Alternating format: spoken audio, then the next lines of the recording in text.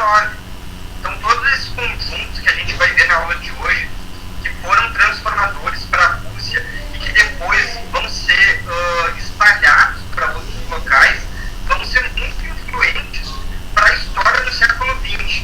E como a gente comentou com vocês, essas datas de cronograma específico de início e fim de século, ele pode ser variado.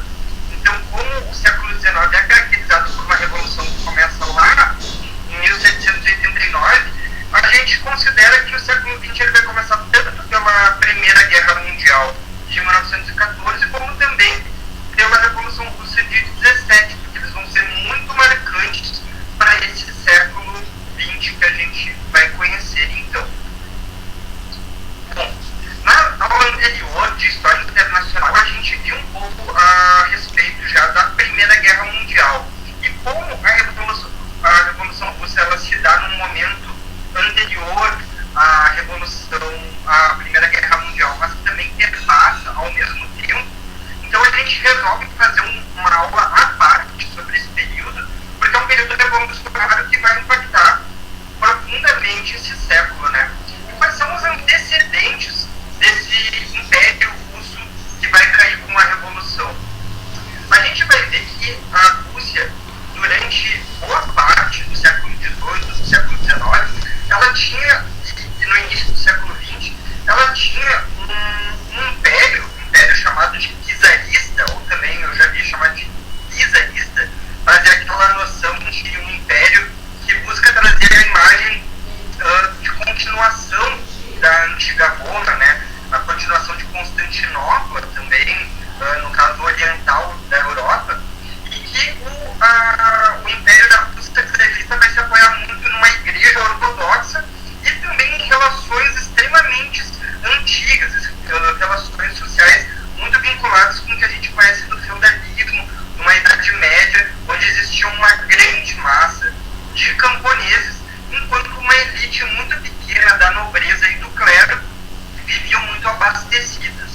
E esse era um pouco a característica da Rússia até boa parte do fim do século XIX e início do século XX. Era uma região extremamente agrária, com uma população muito pobre, em regiões extremamente frias, sofrendo muito com isso. E há algumas cidades que vão ser muito marcantes, tanto pela Revolução, mas também pela industrialização que vai ser tardia nesse território, vão ser duas principalmente, que vai ser São Petersburgo e Moscou. A São Petersburgo é uma cidade que fica ali próximo da Finlândia, no Mar Báltico, e ela vai ser criada pelo Pedro o Grande, um cara que no início do século XVIII ele vai buscar modernizar a Rússia. Mas essa modernização é diferente dos territórios europeus mais centrais do capitalismo, como a Inglaterra, a França e depois a Alemanha. Esse território russo vai demorar mais tempo para se modernizar. O que vai acontecer é que no fim do século XIX vai ocorrer uma grande transformação, uma grande modernização, principalmente que a gente conhece com os símbolos da Segunda Revolução Industrial, né? As ferrovias, as indústrias de maquinário pesado, o aço, o surgimento dessas tecnologias e desses avanços industriais vão se dar no fim do século XIX. A gente também vai ver que desde o fim do século XIX existe uma espécie de conselho que era chamado de sovietes, que eram comitês de greve que em princípio tinham um caráter federal e com o passar do tempo eles vão se tornar um organismo muito importante de mobilização, principalmente na Revolução de outubro de 17. Mas é importante a gente lembrar uma coisa: como a Rússia era extremamente agrária, uma população camponesa muito grande, e vivia sob um regime de império ainda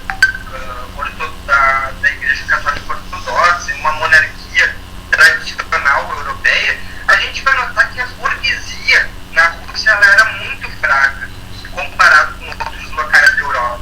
E isso vai ser um grande fator nas revoluções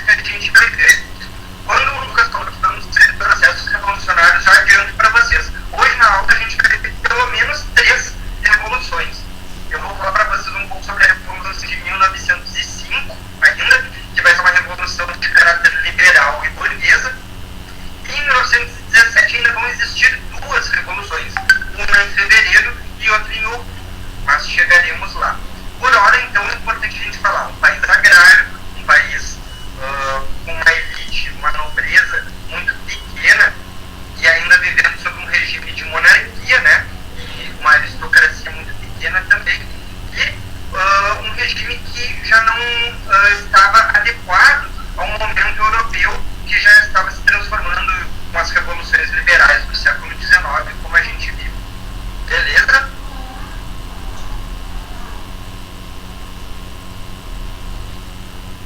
Passando aqui. Aqui a gente tem uma imagem da família Romanov.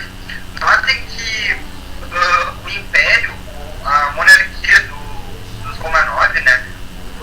Agora me fugiu a palavra, a linhagem dos Romanov, da nobreza, eles estavam no poder na Rússia desde o início do século XVII, desde 1612, se eu não me engano. O avô do Nicolau II, isso é uma questão importante também a gente falar, porque parece até de uma maneira, eu ando preparando aula com o Lucas agora para um outro curso que a gente dá aula, e a gente estava trabalhando o conceito do positivismo. E a história contada no século XIX, ela era contada de uma maneira que muitas vezes parece linear e de um progresso, como se a gente que agora está vivendo nesse momento já sabe o que aconteceu e as coisas naturalmente aconteceram dessa maneira. Parece que a Rússia era camponesa, do nada nas cidades começam a surgir os sovietes, começam a surgir um proletariado, e eles se organizam e dão um golpe no monarca. Enfim. E na verdade o que a gente vai ver é que essa monarquia desde o fim do século XIX estava enfrentando grandes oposições. O avô do Nicolau II, que vai ser deposto em 1917, ele foi morto em 1881, no fim do século XIX, por um grupo de revoltosos que eram conhecidos como Narodnik, que era uma espécie de grupo oposicionista que buscavam em ações terroristas acabar com o czarismo, acabar com a monarquia na Rússia. Então o avô do Nicolau II, que também era Romanov, ele vai ser assassinado numa emboscada terrorista por oposicionistas ao regime. E a partir de então o filho dele, que vai ser quem morreu foi o Alexandre II. E o Alexandre III, que era filho dele, vai impor uma severa punição tanto para os rebeldes, mas para todo tipo de oposicionista nessa monarquia no fim do século XIX e início do XX. Então, a gente vai notar que já existia alguns grupos rebeldes nessa Rússia czarista que buscavam acabar com esse regime, que buscavam ser a oposição a esse regime. E esses grupos eles eram muito variados, mas muitos deles estavam ligados ao marxismo. Não simplesmente por serem de uma esquerda revolucionária e buscarem o comunismo, mas os próprios liberais dentro da Rússia acreditavam numa espécie da teoria marxista, que acreditava que a revolução comunista vinha depois de uma revolução burguesa, de uma revolução liberal. E como a Rússia ainda era atrasada, agrária, quase feudal, toda a oposição acabava se juntando como uma forma de acabar com essa monarquia. Mas falando um pouco então do início desse século XX, a gente vai ver que existiu um período em que a gente conhece como imperialismo, antes da Primeira Guerra Mundial, onde algumas nações centrais do capitalismo, como Inglaterra, França, Alemanha, Rússia e fora da Europa, Estados Unidos e Japão, foram potências que buscaram diversas colônias ao redor do mundo para obter matéria-prima, para obter expansão dos seus impérios, dos seus comércios, dos seus negócios. E uma dessas guerras imperialistas que vai surgir por expansão na Ásia, no leste asiático, vai ser entre Japão e Rússia. E o Japão, nessa época, não era muito conhecido, apesar de ter se modernizado na metade do século XIX, a partir da Revolução Meiji, que buscava modernizar o Japão, mas o Japão não era muito bem conhecido ainda como uma força militar. E durante essa guerra russo-japonesa, por um conflito de territórios na região da Manchúria, que é uma região da China, o que vai acontecer é que a Rússia vai acabar perdendo para essa ilha pequeníssima que era o Japão, e isso vai gerar um grande descontentamento para a Rússia, ao mesmo tempo que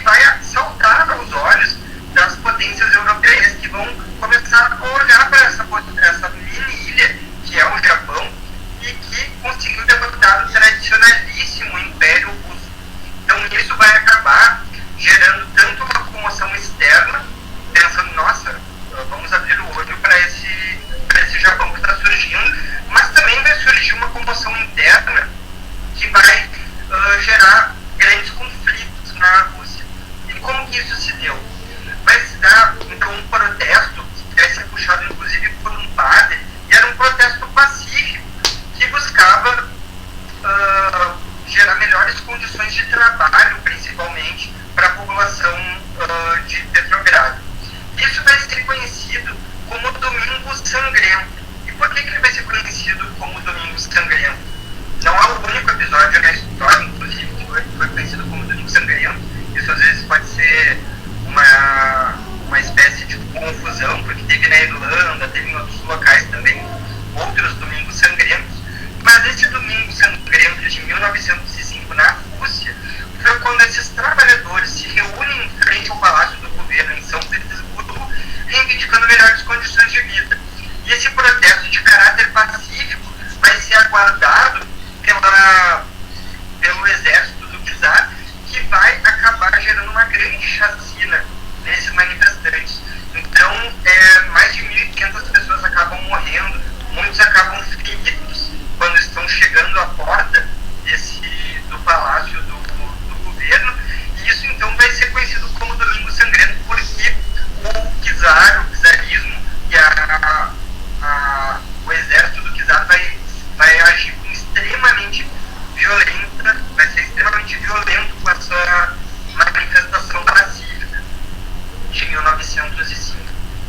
E isso vai acabar gerando algumas transformações na cidade, porque a pressão popular vai aumentar a partir desse Domingo Sangrento. Vai ser criado, então, uma Duma, que é uma espécie de parlamento, como a gente conhece no Ocidente, onde, então, a monarquia russa vai se abrir a um parlamento para ouvir, então, outras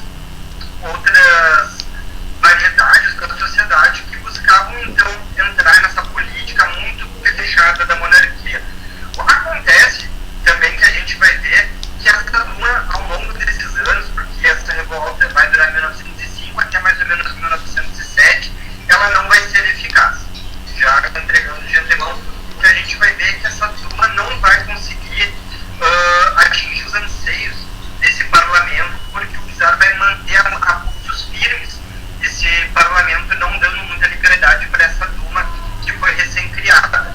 Mas essa revolta ela vai ser bem importante e vai ser conhecida com o que Lenin vai chamar de ensaio geral, porque nesse momento, então, onde vão se dar alguns conflitos, é nesse momento também que algumas partes do exército e também da marinha se rebelam contra o czar. Tem um filme muito marcante, que é o Emporaçado Potemkin, um filme que é ainda em cinema mudo, que é do Sergei Eisenstein, um cineasta russo, que vai mostrar um pouco sobre como se deu essa revolta de 1905. Então, é uma revolta que abala diversos setores da sociedade. Tem alguns tipos de vitórias liberais, como é o surgimento desse parlamento, mas, ao mesmo tempo, o parlamento vai acabar sendo segurado a pulso firme pelo monarca. Tem no YouTube, exatamente, Lucas. Lucas comentou ali que tem no YouTube esse filme bem interessante para quem quiser acompanhar. É um ritmo mais lento ali, né, galera? Início do século XX, princípios do cinema. É importante para a gente ver a história do cinema sendo feita. E em 1898, então, vai se dar o que é conhecido como Partido Social Democrata. A gente já existia um Partido Social Democratas pela Europa, que era onde se organizavam as principais correntes da esquerda no mundo todo. O principal Partido Social Democrata europeu era o partido na Alemanha. O Partido Social Democrata alemão vai ser bem importante durante essa virada do século XIX para o século XX. E na Rússia, na virada também do XIX para o século XIX para o século XX, vai surgir esse partido para unir boa parte das esquerdas dentro desse partido. Gente, só um pouquinho mostrando, só para... Você sabe o que é social-democracia, gente? Você sabe o conceito de social-democracia? Já ouviram falar isso? Fala aí comigo, não me deixe falando sozinho. O que é uma social-democracia? Pode chutar, não tem ruim. Você sabe que não, com a gente não tem essa.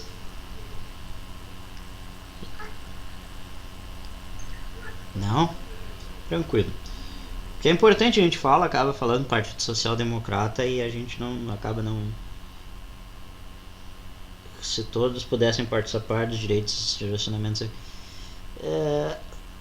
De um certo ponto, sim, porque a social-democracia ela vai buscar uma democracia social onde grande parte das pessoas tem esse poder do voto, tá? O que é o grande quê da social-democracia?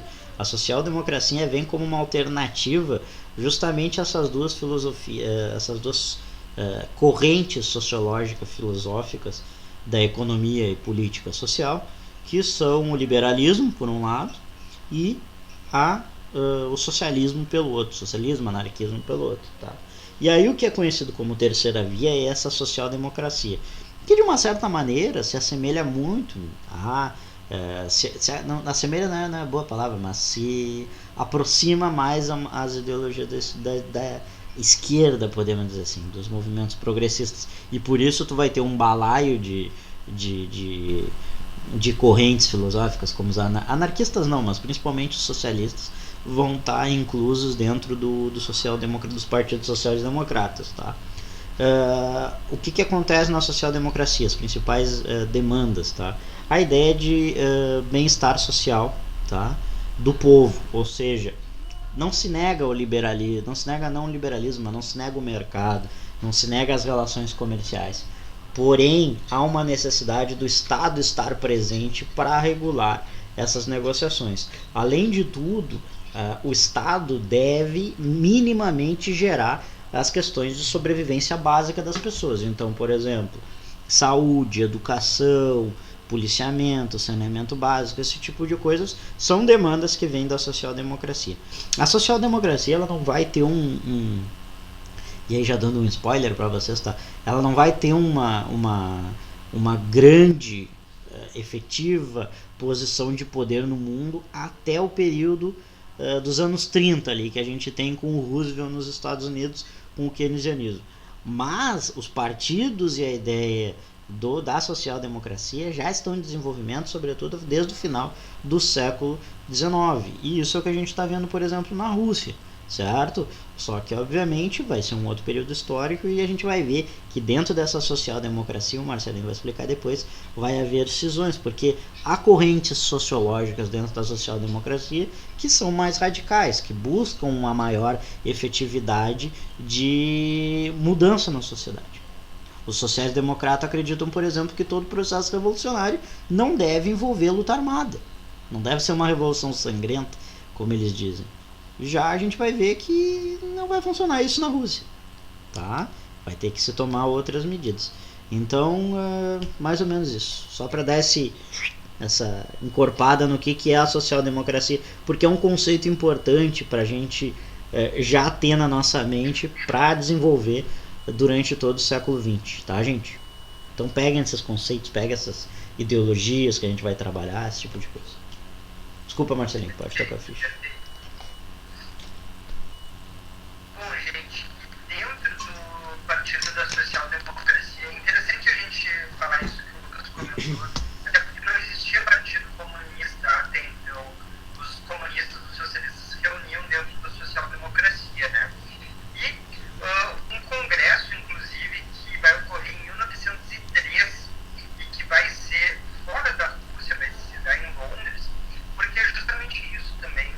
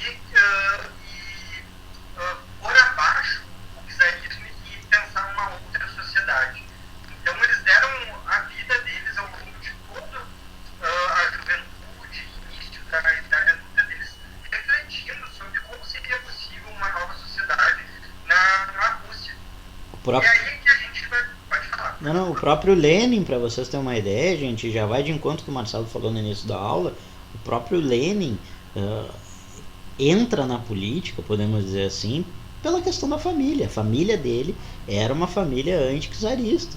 O irmão dele é assassinado pelo czar, se eu não me engano era o Nicolau, era o Alexandre III. Era depois de terem assassinado. Isso, ele tá naquele monte de gente que foi assassinado depois do assassinato do czar. Então, para vocês perceberem como esse processo ele já vem de muito tempo. A própria ideia do soviético é que a gente tem, isso é uma coisa muito importante da gente pensar também, tá, gente? A gente tem essa nossa ideia de que todo esse pensamento cristão, ocidental, dicotômico, ele é igual em todo mundo, e não é assim que funciona, tá? Isso vai ser muito importante, principalmente nos processos revolucionários, principalmente no lado leste do mundo, tá? A gente vem desse mundo globalizado que a gente tem, mas no leste do mundo, Rússia, China, em todos esses processos. Então, na Rússia, sobretudo, a sociedade russa sempre, e talvez muito influenciado principalmente pelo czarismo, pelo tempo que viveu no czarismo, ela sempre teve essa ideia de uma necessidade de ou uma instituição ou uma pessoa, uma liderança, ter o controle, ter a possibilidade de ter o controle da população. E isso não é errado para eles. Só a gente vê, por exemplo, hoje em dia que o Putin cada vez mais se mantém no poder. E a aprovação lá em cima. Certo? Porque isso, de uma certa maneira, está incumbido dentro da sociedade russa. Certo? É uma outra maneira de se enxergar o mundo. Não é essa democracia liberal que a gente é incumbido dentro da nossa própria sociedade aqui ocidental, podemos dizer assim. Então tudo isso influencia, é uma outra percepção do mundo. Então esse tipo de coisa a gente tem que ter um cuidado. Às vezes, por que os caras conseguem ficar 50 anos com o Stalin debaixo do braço? Cara, o Stalin passava segurança para a sociedade russa. Essa é uma realidade. Por que o czarismo se manteve por tanto tempo da Rússia? Vocês viram? Os Romanov são uma das... se eu não me engano, se tu pega em quantidade de anos, é uma da dinastia que mais dura em todo o mundo. Por quê? Porque é uma dinastia que conseguia fazer esse controle de liderança sobre a população russa, né? Então tem uma outra forma de pensamento, é uma outra, e a gente tem que ter um cuidado, tentar tirar essa questão eurocêntrica nossa, de que todo mundo pensa igual no mundo, esse universalismo cultural que tenta de pensamento, que tenta se colocar aqui no mundo. Não é bem assim. Há variações e há outras sociedades que pensam de maneira diferente. Pode passar para mim. Perfeito. E uma outra questão também é que esse território imenso e essa população, ela era muito variada, com diversas nacionalidades, com diversas etnias. Então, quando a gente nota o que era o Império Russo, ele era conhecido como o cativeiro dos povos, porque o Império Russo ele era recheado, um caldeirão de etnias. Então a gente tinha lá judeus, tinha polacos, poloneses, tinha romenos, finlandeses, ucranianos. Então isso é muito interessante, apesar de ter o grão russo, que é considerado ali uma das maiores etnias que vivia no território, né? E que era a etnia dos czares. Tártaros. Pega todo o leste russo, que é toda uma influência asiática, mongol, por exemplo. É difícil a gente ver a Rússia como uma unidade. Então essa própria ideia que o Marcelo está passando para nós, de diversificação de etnias, no pensamento russo se busca essa centralização de poder. Então a gente tem que ter como acontece na China também. A China é muito semelhante, é uma cacetada de etnia, certo? Então a gente tem que ter esse cuidado, gente. Tem que ter, isso é difícil. É difícil para nós, professores, imagino quanto para vocês também. Da gente tirar essa visão que impõe intelectualmente sobre a gente, desde o início, de que todo mundo é igual dentro do mundo e todo mundo pensa da mesma forma. Não é assim que funciona. Não quer dizer que um tá mais certo ou tá mais errado que o outro, mas a gente tem que ter esse cuidado, tá? E isso vai influenciar muito na questão da Revolução Russa. Bom, e só para lembrar então vocês que a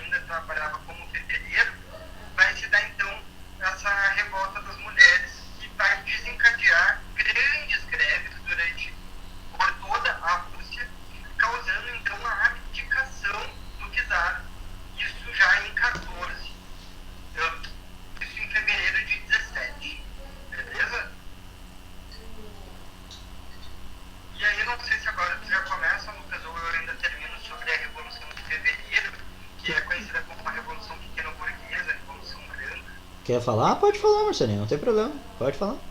Posso falar, então?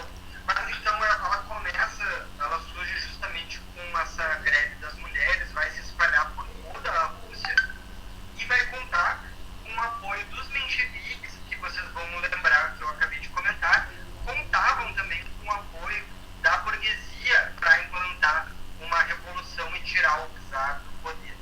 E esse processo ele vai ter a liderança então do general Kerensky, que vai instaurar então esse governo provisório e que infelizmente não vai dar certo nesse primeiro momento, porque vai acabar tendo miséria, fome e alta inflação, como eu comentei com vocês.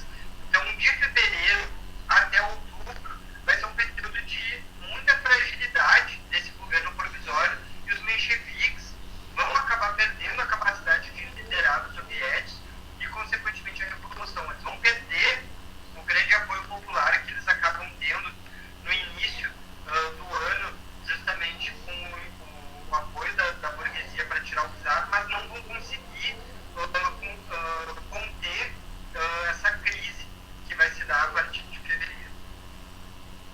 Beleza? E aí temos então que a gente vai ser conhecido como a Revolução Vermelha, a Revolução Bolchevique, a Revolução de Outubro. Toca a ficha, mano. Vamos dar então, gurizada. Depois que meu querido amigo Marcelo explicou brilhantemente até esse momento aqui, sigo eu agora falando para vocês que é quando começa a vermelhada a assumir o poder mesmo. Começa a gurizada do socialista, a galera mais radical, a assumir o poder. Se lembra que a gente tem, por isso que eu falo para vocês perceberem essas nuances dentro do conflito e comparar em certos momentos, não a mesma coisa, tá? Mas comparar o processo, eu digo em si, com a Revolução Francesa. Se na Revolução Francesa a gente tem essa Assembleia Nacional num primeiro momento, esse período que vai ter uma burguesia, uma alta burguesia governando, e ela não vai ser possível de governar e manter o controle dessa sociedade, e posteriormente camadas mais populares, que aí seriam os jacobinos, vão tomar o poder. Aqui vai acontecer um processo mais ou menos semelhante, tá? Só que aqui a gente tem os elementos do soviético, por isso que eu acho que a gente tem que entender muito bem o que é esse soviético. Não é à toa que o nome depois do que vai ser criado é a União Soviética, certo? O soviético, gente, diferente do que a maioria das pessoas pensa, ele não é um sindicato. O soviético ele não tem essa ideia de sindicato. O soviético ele é uma ideia de localidades em cada cidade, em cada região, para se fazer greves e reivindicar melhoras, mas não de uma única categoria, por exemplo. É um local onde esses trabalhadores, esses operários se identificam entre si e planejam melhorias, certo? Mas não necessariamente de uma classe de portuários, de padeiros, não é um sindicato, certo? E como a gente viu, a gente comentou com vocês, quem comanda esse soviético a partir do momento que ele vai se desenvolvendo dentro das cidades, isso é uma coisa importante que a gente tem que entender dentro da Revolução Russa. É uma revolução urbana. A Revolução Russa não é uma revolução camponesa, como vai acontecer na China posteriormente, certo? A Revolução Russa ela acontece nas principais cidades, sobretudo São Petersburgo, que vai virar Petrogrado depois, e Moscou, certo? Mas São Petersburgo é o centro, não é à toa que a gente tem o início da greve, na greve de Petrogrado, tá? Então o que vai acontecer? Com esses mencheviques impossibilitados de conseguir manter o controle sobre esses sovietes, os sovietes vão começar a buscar uma nova alternativa. E essa nova alternativa vem concomitante justamente ao retorno do principal líder dos bolcheviques, que é o Lenin, que estava exilado e volta para, se não me engano, ele volta no meio, entre esse período de fevereiro e outubro, ele volta no meio do ano, se não me engano, em junho, abril, porque as teses são de abril, né?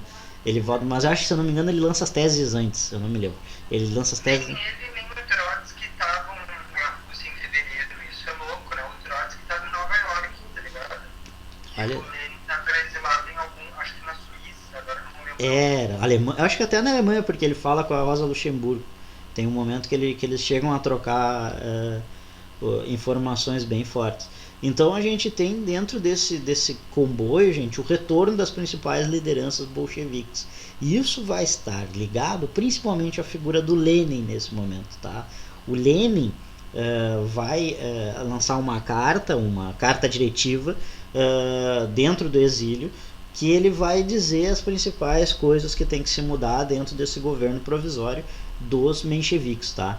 E ali ele dá a cereja do bolo para causar o processo. Ele foi muito inteligente na realidade, ele percebeu o que o povo estava pedindo naquele momento. E mais, delegou todas as ações desse povo para o principal órgão do governo, que era os soviéticos, certo? Então ele diz paz, ou seja, saída da guerra, pão, os alimentos e a estrutura alimentar de subsistência dentro da Rússia, que estava faminta, e terra, processo de reforma agrária, tirar esses camponeses, em grande parte, do estado de servidão que eles viviam ainda com a Rússia czarista, certo? E aí a cereja do bolo, que é todo o poder aos sovietes, ou seja, eles delegam aos sovietes o poder da Rússia. Os mencheviques não tinham feito isso, certo? Mas ele delega, e aqui a partir desse momento ele ganha o poder dos sovietes. E dentro da sociedade russa, principalmente dessa sociedade urbana, se tu tem na mão os sovietes, tu controla o país, certo?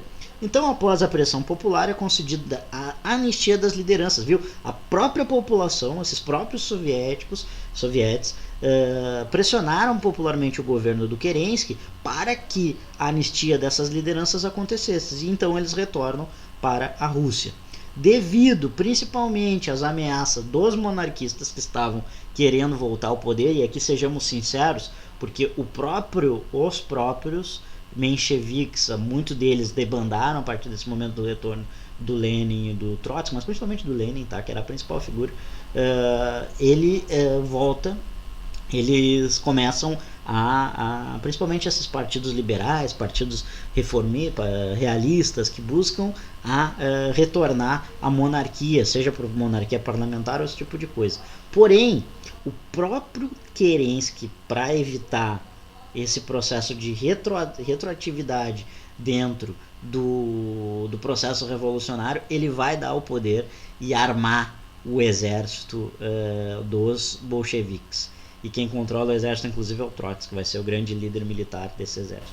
E aí acabou, né, gente? Quando os caras têm o exército, a partir desse momento, eles vão conseguir realizar esse processo, que foi um processo, inclusive, bastante tranquilo nesse primeiro momento. Não há uma batalha, podemos dizer. Eles vão depois, porque o próprio imperador e a família dele já tinham sido mortos anteriormente, se eu não me engano, né, Marcelo? É depois? Eu não me lembro em que momento certo que a... No ano seguinte, eles vão ser mortos. Eles vão ser mortos em algum momento, vão ser toda a família assassinada. É bastante brutal, na realidade, esse processo, mas não dá pra se julgar também o mal que eles fizeram também por toda a Rússia durante todos esses anos, mas é que morre todas as crianças. Tem até aquele filme da Anastácia desse momento. Vocês já viram aquele desenho? Mas a tomada do poder ensina, ela não é violenta comparado com outras revoluções, mesmo as burguesas, gente. Isso. Se a gente for ver fevereiro, eu acho que morre umas 1.500 pessoas, talvez, mas em outubro morre muito pouca gente. Tanto que o Kerensky, ele sai pela porta dos fundos do palácio e a galera toma o poder já, porque já era iminente que os bolcheviques tomariam o poder. Eu não me lembro, mas tinha um certo, não é conceito, mas tinha uma expressão que dava, eu não me lembro o nome, mas é como uma guerra sem derrubamento de sangue. Como uma... vai se dar na guerra civil. Isso, que é o que acontece depois, que a gente vai ter na Guerra Civil, que aí sim o pau vai comer. E na Segunda Guerra Mundial, né, que daí é terrível para a Rússia, onde a Rússia perde 20 milhões de habitantes, que é uma quantidade gigantesca. Até aqui de boa, gente. Ficou entendido? Mesmo. Revolução sempre é uma aula complexa, tá? Não é fácil mesmo, é muita informação, mas é importante vocês visualizarem esses processos. Se ficou alguma dúvida, se não ficou, posso seguindo? O Lenin, então, era um grande orador, tá?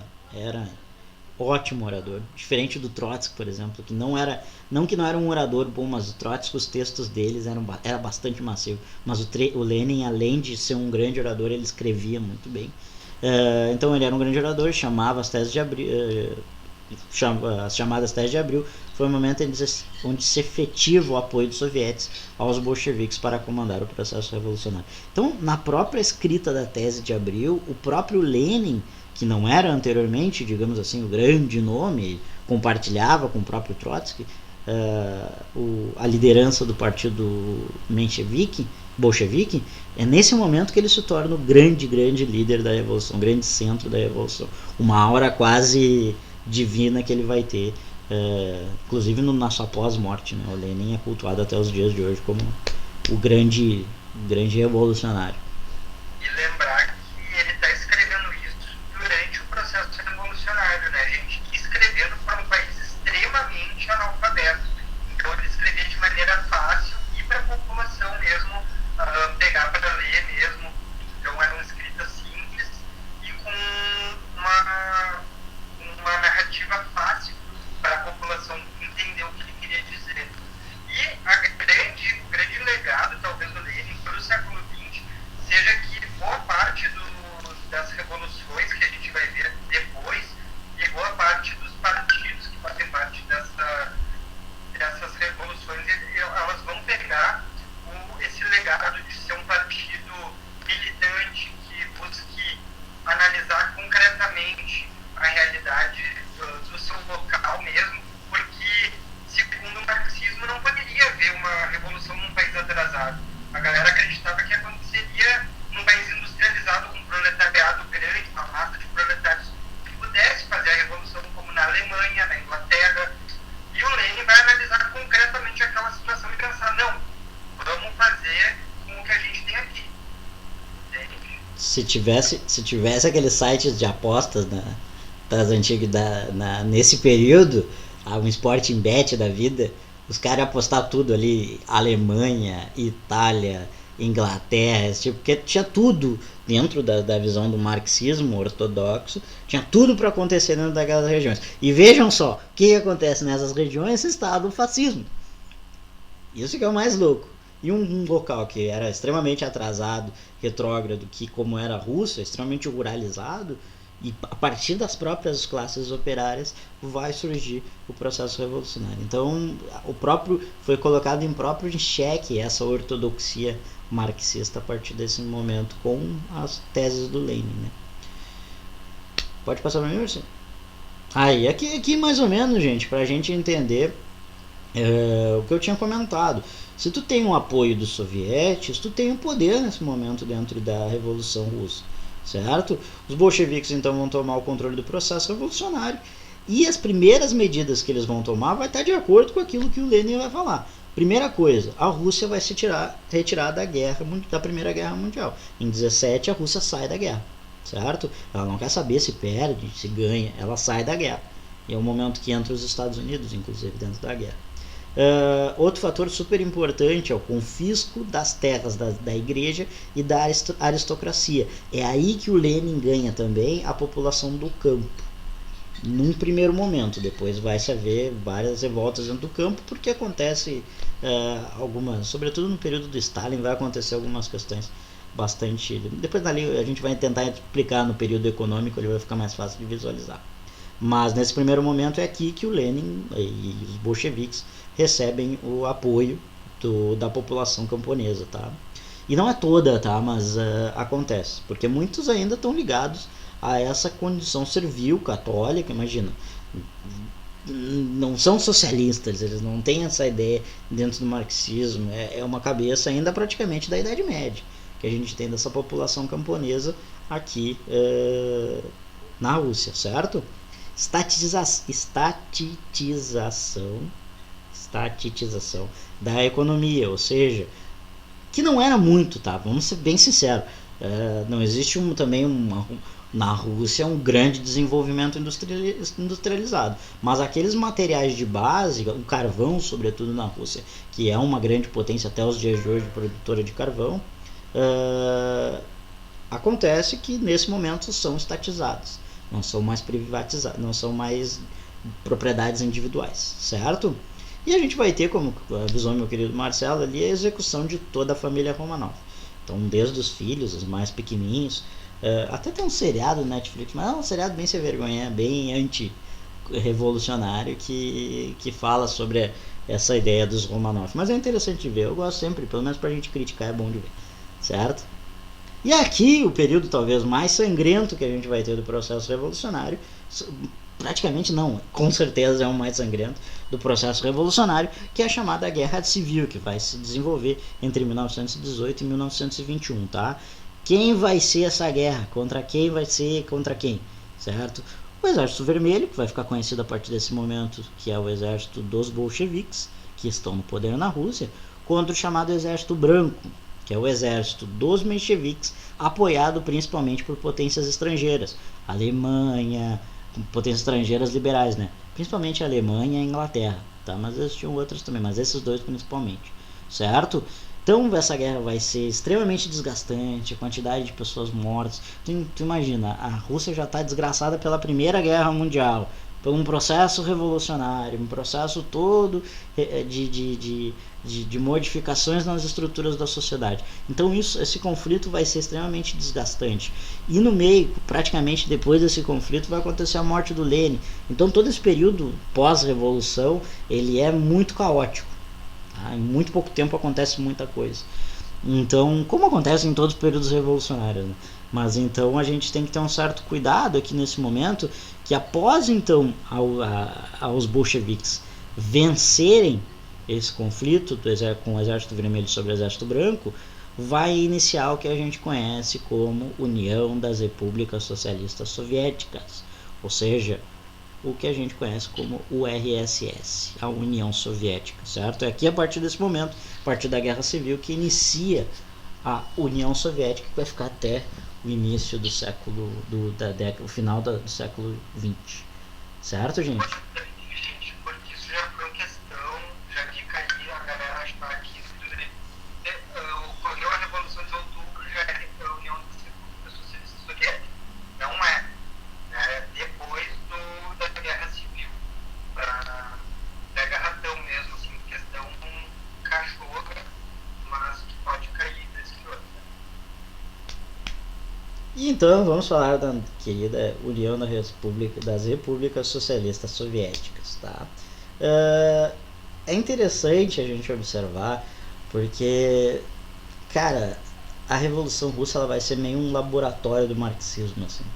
A gente pode fazer, porque muitas coisas vão ser colocadas em xeque ao marxismo ortodoxo, podemos dizer de uma certa maneira.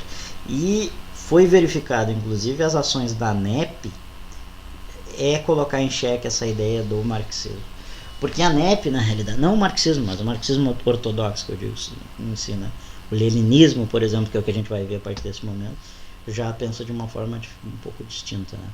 Mas a NEP vão ser medidas burguesas, porque que é o pensamento, tá? Se a Rússia era um local extremamente ruralizado, que tinha características muito fortes ainda presentes do antigo regime, era necessário se realizar o processo histórico direitinho. Então, que existissem medidas burguesas, ou seja, que a burguesia não a burguesia, mas que medidas da burguesia se existissem durante o processo, para depois se instalar o socialismo em si, certo? Então a gente pode trabalhar a NEP como políticas burguesas de transição. Acho que seria uma definição melhor, tá? Não é ideia manter a NEP para sempre. Não, a NEP é um período de transição justamente para elevar esse período industrial dentro da Rússia, que ainda era extremamente agrário. O Marcelo pode me corrigir, mas se eu não me engano, é nesse momento que o Lenin diz: vamos dar um passo atrás para dar dois à frente posteriormente. Certo? É isso, né, Marcelinho? É isso. Mas isso é também batata que volta e meia cara de questão, né? Perguntando sobre a NEP, até a gente colocou umas questões depois para vocês de exercício que tem questão sobre isso, porque é justamente um conjunto de medidas econômicas que vai buscar estatizar a economia, mas vai deixar um espaço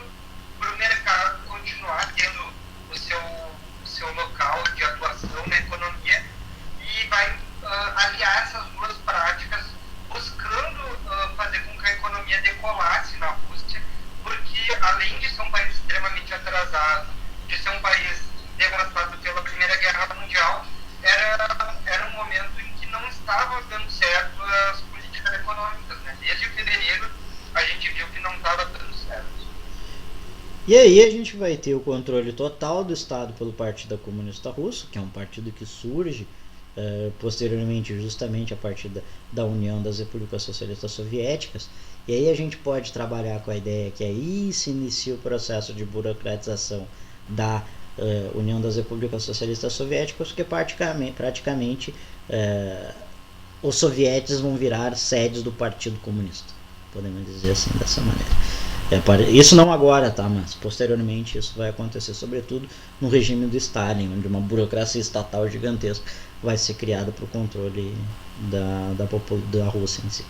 E em 1924 a gente tem a morte do grandíssimo Vladimir Ilyich, o nosso amigo Lenin, certo? A morte de Lenin, então, vai ser um acontecimento que afetou profundamente segmentos ideológicos, tá? Então, percebo, União Soviética, processo revolucionário até 24, de 26 mais ou menos, podemos dizer assim, até 26, pós-stalinismo. É outra coisa, tá, gente? É outra coisa. O que a gente tem até aqui, até esse período da morte, pós-morte do Lenin, vai ser uma coisa e posteriormente outra. E vai ficar isso bem evidente em algumas ações que a gente vai mostrar posteriormente, tá? Aí aqui, ó, a morte de Lenin foi um acontecimento que afetou profundamente os segmentos ideológicos, consequentemente os rumos do processo revolucionário. A União Soviética, após a morte de Lenin, retrocederia fortemente em mudanças sociais, de gênero e política internacional. Todo esse período conturbado seria representado pelo conflito interno pela liderança do partido, disputa que seria entre o Trotsky, que era um grande herdeiro político, podemos dizer assim, do Lenin, era o Trotsky, que era o mais próximo dele, e o Stalin, que representava principalmente essa camada burocrática do partido. Stalin vem dessa... Eu não quero negar a história do Stalin, tá? O Stalin tem um histórico muito grande dentro do processo revolucionário, mas ele era, nesse momento da vida dele, muito mais vinculado à classe burocrática, digamos assim, do partido.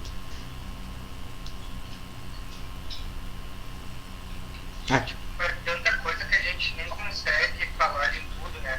Mas essa questão das mulheres eu acho uma questão bem importante. Agora acho que tu comenta aí, depois eu falo também algumas questões. Isso, gente, é muito importante, como o Marcelo tá falando, tá? Para vocês perceberem o quanto a revolução era revolucionária. Eu sei que fica redundante isso, mas o quanto isso é importante. Um livro maravilhoso da Amy Goldman. Amy Goldman, né? Wendy Goldman. Que fala sobre o papel não só das mulheres, mas o quanto elas tinham predominância política dentro do partido nesse primeiro momento. A esposa do Lenin, por exemplo, era uma grande... como é que era o nome da esposa dele agora? Era Krupskaya mesmo. Isso, era uma pedagoga e era extremamente relevante. Então, vários pontos começaram a ser questionados dentro do processo revolucionário sobre a emancipação feminina, que vai ser praticamente abolido em grande parte posteriormente à tomada de Stalin ao poder, tá? A resposta então socialista à exploração das mulheres pode ser entendida a partir de 4 preceitos, tá? Inserção das mulheres no trabalho assalariado, ou seja, as mulheres terem trabalho e receberem para isso, certo? Socialização do trabalho doméstico, ou seja, encarar a dona de casa como um serviço também, o cuidar das crianças como um serviço também, certo? Então, por exemplo, essas ideias, por exemplo, que a gente discute hoje em dia das mulheres serem trabalhadoras na realidade de 3 turnos, que elas trabalham os turnos, 2 turnos do trabalho, e terceiro, trabalham normalmente dentro de casa, cuidando dos filhos, lavando roupa, esse tipo de coisa. Na verdade, isso já era discutido dentro do processo da Revolução Russa, para vocês verem, em 1916, antes, né? Em 1915, por exemplo, essas pessoas já estavam falando. Cuidado dos filhos sobre encargo do Estado, ou seja, justamente para essas mulheres terem possibilidades para trabalhar, o Estado deveria ser, em creches, escolas, darem oportunidade para essas mulheres irem trabalhar. Então, quem era responsável para o cuidado dos filhos enquanto as mulheres trabalhavam era o Estado. Então, creche gratuita, escolas gratuitas, tudo isso era levado em consideração. E aqui uma coisa que eu acho extremamente importante: união livre entre iguais. Ou seja, o próprio matrimônio estava em xeque dentro desse momento. A própria ideia de casamento nesse momento estava em xeque. Não sei se foi a própria Krupskaya, mas eu me lembro de quando li esse livro.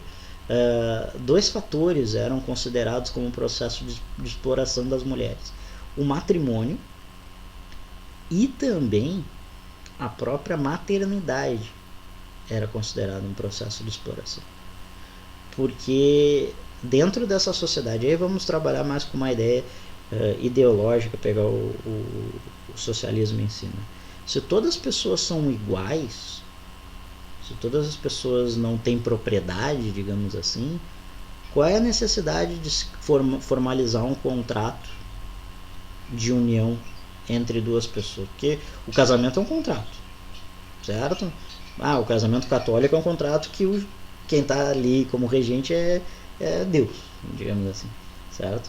Então, por que dentro de uma sociedade onde todos são iguais e toda a população é socializada, e aí eu não estou dizendo, obviamente, que era tudo liberado, mas as pessoas tinham o direito de escolherem o que queriam, certo? Então, o próprio divórcio, nesse momento, é implementado dentro da Rússia. Então, todas essas questões, a abolição da propriedade privada, para os bolcheviques, a emancipação feminina através da independência financeira e da liberdade de escolha tornaria o casamento desnecessário. Que também estava ligado a esse fator, né, deixa eu concluir, eu já te passo, mas estava ligado a esse fator da dependência financeira da mulher aos homens. Então, a mulher tendo um trabalho assalariado, ela não necessariamente estaria submetida a uma exploração aos homens, certo? Desculpa, querido, te interrompi. Não, eu te interrompi. Mas, assim, esses debates que a gente tem visto hoje, tanto sobre família, a questão do aborto, a questão do divórcio, eram questões que no mundo ocidental não eram debatidas também. Muitas questões, a homossexualidade, por exemplo, no mundo ocidental até os anos 60, em diversos países que a gente considera avançado, ainda era considerado doença. Então, esses debates que a gente estava vendo aí em 1917 sobre aborto, sobre família, casamento, são debates extremamente avançados, não só para o mundo oriental, mas para todo o planeta. Então, é muito interessante a gente ver, depois a gente vai ver que retrocedeu, e quando a gente estiver falando de estar, a gente notem que daí a gente já está falando de assuntos que a gente vai ver em outras aulas também, entre guerra, Segunda Guerra Mundial, mas até esse primeiro momento, vocês notem como era avançado diversos debates, e justamente por existir esses debates num mundo diferente, num mundo socialista, é que o mundo capitalista, o mundo ocidental, vai acabar abrindo diversos debates que eram fechados no seu universo também. A gente vai notar que, por exemplo, a questão que eu comentei também da liberdade de nacionalidades, de etnias na Revolução Russa, enquanto isso, os Estados Unidos, a gente estava vendo que existiam ainda leis segregacionistas. A gente vai ver que existia no mundo ocidental ainda o apartheid, existia o imperialismo na África e na Ásia. Então, diversas questões foram muito avançadas e acabaram refletindo também no nosso mundo, porque tendo um mundo diferente que pudesse suscitar aspirações dos trabalhadores do mundo ocidental, foi e acabou sendo mais interessante para o mundo capitalista abrir algumas pautas para dentro do capitalismo. É isso que a gente vai ver muito, como o Lucas comentou, da social-democracia depois da Segunda Guerra Mundial, que vai ser um pouco algumas liberdades, alguns direitos vão ser cedidos, vão ser acabados libertados no mundo ocidental capitalista. A própria greve, a gente pensa o Dia Internacional das Mulheres está ligado aquele episódio das mulheres queimando sutiã na fábrica, mas na realidade está ligado ao processo da greve de Petrogrado, onde mulheres lideraram esse processo, certo? Outro fator para que vocês pensarem hoje, a Rússia hoje em dia é um dos países mais homofóbicos e machistas do mundo, principalmente pela influência posterior do período stalinista, que justamente bate de frente com isso. Então verifiquem que dentro da própria revolução a gente tem várias revoluções, certo? Períodos mais extremistas, períodos mais conservadores. E é isso. Aqui, gente, as mulheres soviéticas exerciam um fundamental papel no Exército Vermelho, tá? Aqui Rosa Chanina, foto Chanina, né? Chanina, foto à direita acima, foi uma franco-atiradora soviética que contabilizou vários nazistas abatidos durante a Segunda Guerra Mundial. Morreu na ofensiva final contra os nazistas em 1945. Isso aqui é muito importante também. As mulheres russas participavam ativamente dentro do exército, inclusive depois do período stalinista também. E essa mulher aqui, se eu não me engano, é a pessoa que mais abateu a sniper, né, que eles chamam, mas a franco-atiradora que mais abateu pessoas em toda a guerra. Não é a mulher, é a pessoa, certo? Que é uma mulher. Então isso é para vocês verificarem o quanto estava presente essa questão feminina dentro da Rússia, certo? Ascensão de Stalin, para a gente terminar então, tá, gente?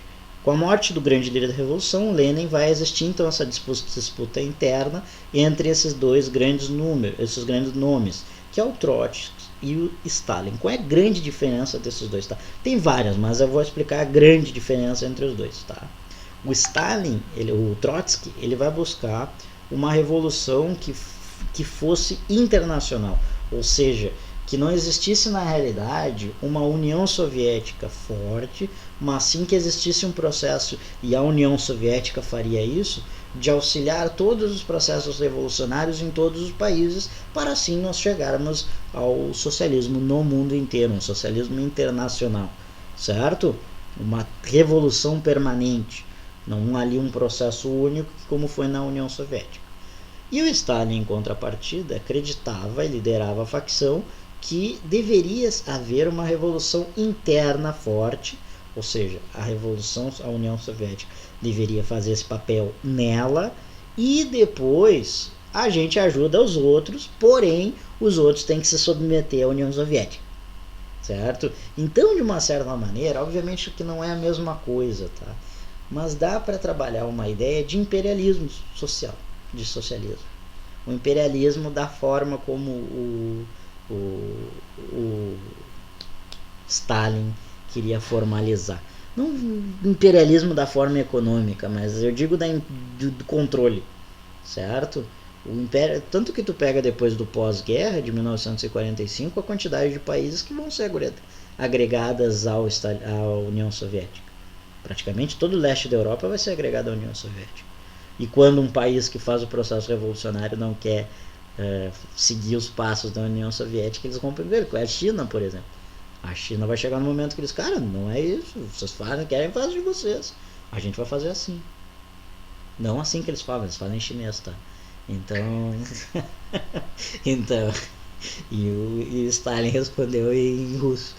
Mas a ideia é essa, o Stalin queria uma liderança. Então, por exemplo, tu pega, e aí tem muitas críticas ao Stalin, se vai a esse ideal, quando a gente tem vocês vão ver, acho que comigo, com a Julie, na aula de Segunda Guerra Mundial, quando tu tem a Revolução Espanhola, o Stalin não auxilia o processo da Revolução Espanhola, ou demora, ou se faz de louco, podemos dizer assim, que é um dos motivos que acontece a derrota dos anarquistas e socialistas na Espanha, porque era outra facção do socialismo.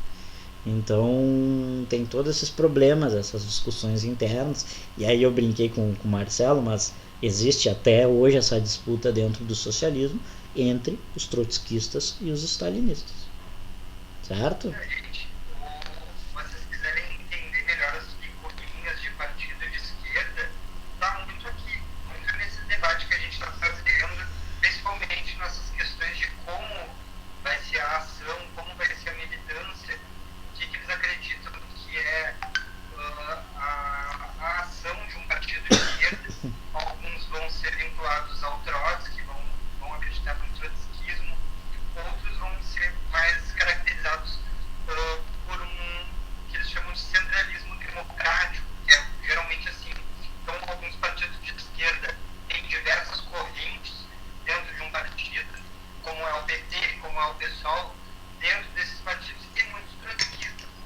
pessoal, o pessoal surge dessa ideia, né?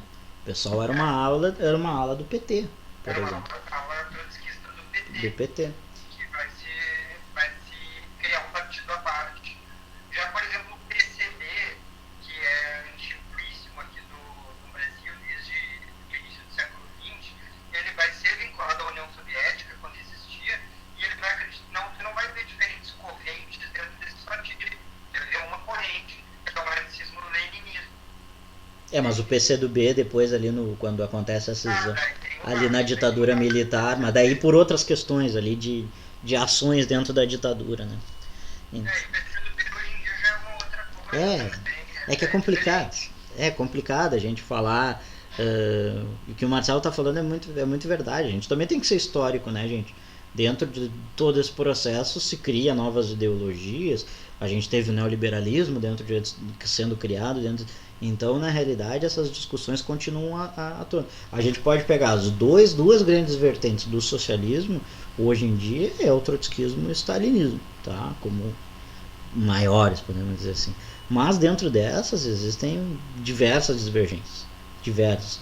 Até porque é um assunto muito grande, muito rico, muita coisa para se aprender. Certo? Mas vamos continuar, porque vocês se importam de a gente continuar a aula, gente? Eu sei que já está quase acabando, mas eu prometo que eu vou ligeirinho. Tá? Não falta muitos. Deve faltar uns 4, 5 slides no máximo. Beleza? Então aqui falando rapidamente dos dois, do Trotsky, que foi um dos principais representantes do Partido Bolchevique na realidade muitos deles aqui, a maioria das coisas eu já falei, tá? Pode passar, Marcelo, só para vocês conhecerem os dois mais. O Trotsky vai perder então essa disputa, vai ser exilado em 1929 e vai ser assassinado em 1940 no México, tá? Onde ele vai se refugiar. Durante o exílio no México, ele vai conhecer uma das figuras que ele vai conhecer e vai se relacionar, é a Frida Kahlo, tá? Por exemplo, que vocês conhecem, vão ter um relacionamento. A Frida Kahlo era casada, mas tinha um relacionamento não monogâmico. Para vocês verem, essas coisas já estavam em discussões naquela época. Era uma militante comunista que apoiou o stalinismo, né? E que apoiou isso. E o Trotsky se relacionaram e ainda é repleto de mistério. Na realidade, não se sabe se foi um assassinato, tá? Eu coloco como assassinato porque eu tenho quase certeza que foi assassinato. Mas que a KGB, os agentes da KGB, que era a polícia secreta da União Soviética, envenenou o Trotsky lá no México. Foi uma picareta, né? Eu não me lembro como é que foi. Ele tá enfaixado, ele deve ser. Isso no México, tá? Não foi na Rússia. Eles foram buscar o cara no México.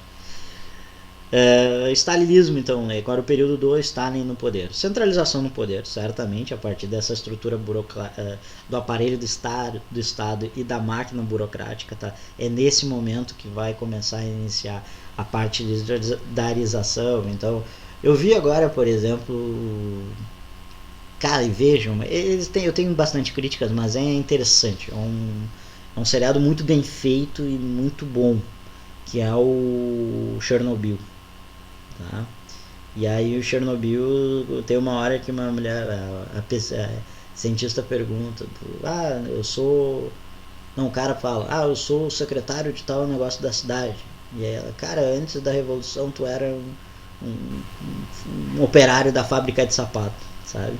Então, muito pela questão de estar ligado ao partido, uma pessoa que estava ligado ao partido, não por reconhecimento técnico, mas por esse corporativismo, digamos assim, partidarista dessa questão burocrática, que era o Partido Comunista da União Soviética, tá? E é nesse momento que a gente tem a morte e prisão de muitos opositores, mas muitos mesmo.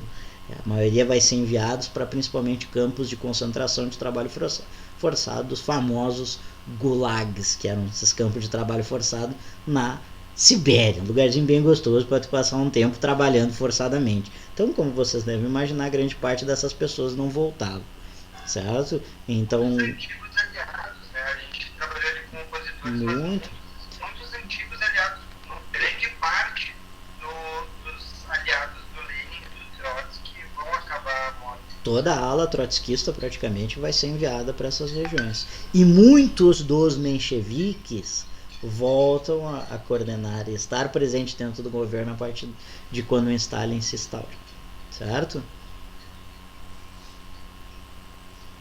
Os planos quinquenais, algumas coisas específicas que são importantes, tá, gente?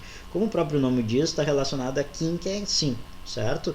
Então vai ser uma economia planificada que visava tornar a União Soviética uma potência autossuficiente, ou seja, a União Soviética não necessitaria, e é um dos movimentos que se tem muito forte dentro do capitalismo, o desenvolvimento do capitalismo, que é a importação, certo? Então a União Soviética na realidade deveria ser autossuficiente para não necessitar importar, que é o que todo país deveria fazer na realidade, né? Como por exemplo os próprios governos progressistas aqui da América Latina, não vou dizer socialistas, mas progressistas aqui da América Latina faziam buscar, que é principalmente tu ter fornecimento da sua própria matéria-prima a partir da sua indústria, certo? Então, por exemplo, o Brasil que se tornou independente do petróleo, se tornou independente da questão do aço, e aí tu vê os planos quinquenais, é muito semelhante a esse processo. Então, o primeiro plano quinquenal, o que era? Coletivização da agricultura. Tudo aquilo que fosse produzido, e é aí que iniciou o processo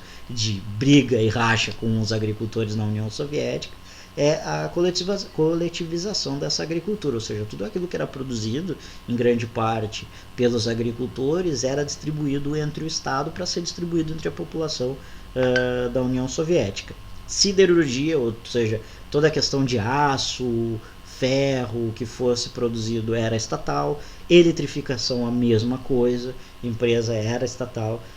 Dentro do segundo plano quinquenal, grande parte dos produtos de consumo dentro da União Soviética foram produzidos e começaram a ser produzidos na União Soviética. Eu gosto de pensar, e sempre dessa aula, imagine que a União Soviética virou o Big, pode ser? O Big. E aí tu tem todos os produtos do Big. O Dia, pode ser, que fica mais visível. Tu sempre tem alguma merda lá produzida pelo Dia, não tem? Refrigerante do Dia, como é que é o nome? O leite condensado do Dia, vamos dizer assim que virou isso. Pensem dessa maneira que virou a União Soviética. Eles começaram a produzir todos os seus alimentos de bem de consumo. Que é esses alimentos que tu compra no supermercado para consumir, certo? Os alimentos básicos de consumo, certo? Então peguem, a União Soviética fez um dia para a população, certo? E era isso que era comercializado dentro do... Não estou dizendo que o dia veio da União Soviética, tá? Mas pensem nessa os caras vários nunca mais compram porque é da União Soviética, mas pega essa não, e o dia é vermelho ainda, né, para dar mais ainda para dar mais o que da questão. Mas é isso então. E no terceiro, na realidade, é só implementar, aprofundar esses dois primeiros que vão ser implementados, certo? Isso a gente vai acabar passando em outras aulas com certeza também. Isso, daí aqui só mostrando para vocês a questão dos gulags, tá? Os caras trabalhavam frio desgraçado dentro da Sibéria. E aqui o Stalin, um grande líder que se tornou e vai reinar, vai se manter no poder. Eu não me engano qual ano, é 50 53, eu acho. Não, 56. é mais tarde, eu acho 56, 58, uma coisa assim. Não me engano. Olha, eu acho que 56. É. Mas é extremamente interessante a gente analisar, né, gente, que em 30 anos um antigo local agrário, quase feudal, vai estar fazendo corrida espacial para a Lua também. É muito bizarro. Então, quando a gente está comentando sobre o período stalinista e esses planos quinquenais, é um salto gigantesco de tecnologia, da indústria, a economia do local, foi extremamente transformado. Então, quando a gente está falando desses planos, a gente está falando disso, sabe? E tu pega até no próprio... Os Estados Unidos tinha uma produção cinematográfica, por exemplo, para mostrar o American Way of Life, que nós vamos ver também isso. Na Rússia tu tem principalmente as produções cinematográficas para demonstrar a capacidade do operário e da operária russa. as produções russas é praticamente propagandas de trabalhadores operários. O próprio Putin, eu acho que é desse período, se não, encoraçado Putin, que é demonstrando essa, então sempre trabalhando, nunca focalizando no individual, sempre no povo, no bem do povo, o trabalho, os cartazes que vão ter, vai ter relacionado a isso. Então é muito interessante também a gente ver dessa forma, né?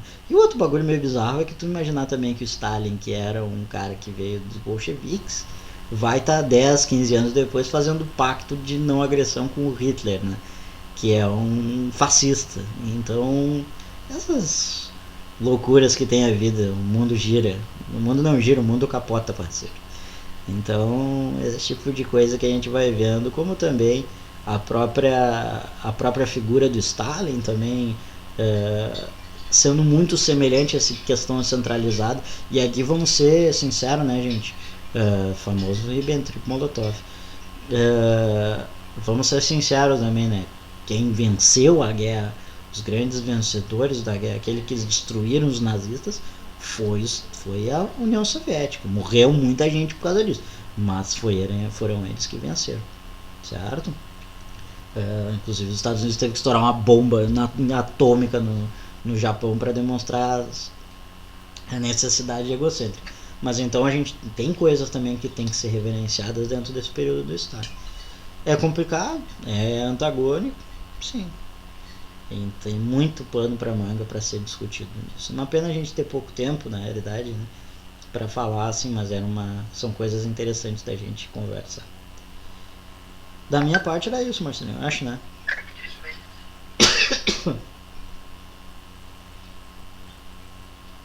Não sei se tu quer falar mais alguma coisa. Gostaram da aula, gente?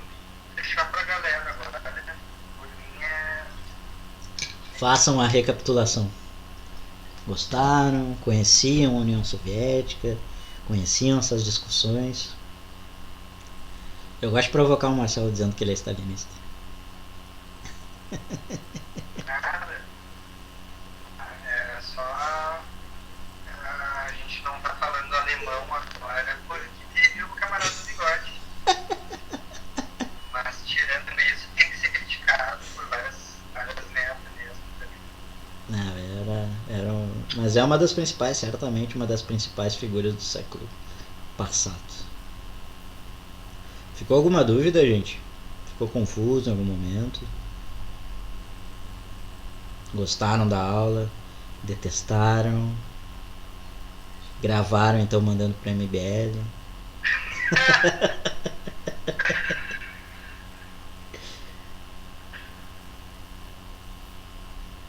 Queria dar. Essas aulas é bem polêmica de dar em escola, gente, principalmente. Porque agora nesse momento, principalmente nessa. Como é que a gente chama? Cara, como é que eu posso dizer, né? Esse extremismo político que a gente não pode nem falar, como a gente deu aula pra vocês de liberalismo econômico também, a gente é professor de história, tem que dar aula de história aqui pra vocês. E esse é um período super importante, né? Mas eu não digo nem. Como é que se diz que eu falei? Polêmico. Não tem nada de polêmico. Na realidade é um período histórico como os outros. E a gente tenta aqui da nossa forma apresentar as políticas econômicas como nós vimos, como somos professores. Por isso que a gente pega e ainda sempre pergunta para vocês o que vocês acham. A gente deixa aberto para o debate acontecer, porque se alguma coisa vocês não concordam aqui, vocês saibam que tenham toda a liberdade para a gente discutir, não tem problema nenhum. Não vão ser diminuídos ou coisas do tipo. Mas é uma aula que eu particularmente tenho um carinho muito grande, porque eu acho um processo revolucionário, como eu acho o processo da Revolução do Haiti, também extremamente importante. Eu acho que são as duas maiores revoluções, principalmente dos tempos modernos, que a gente tem. A Revolução Francesa é importante? Muito. A Revolução dos Estados Unidos é importante? Muito. Mas essas duas, eu acho que a quebra, o rompimento que a gente tem das estruturas da sociedade são gigantescos. A haitiana é a maior de todas, mas essa aqui é muito importante também. Vai ser disponibilizado no YouTube amanhã, sim. Vai. Prometo que amanhã eu disponibilizo. Até eu tenho que pausar aqui. Agora eu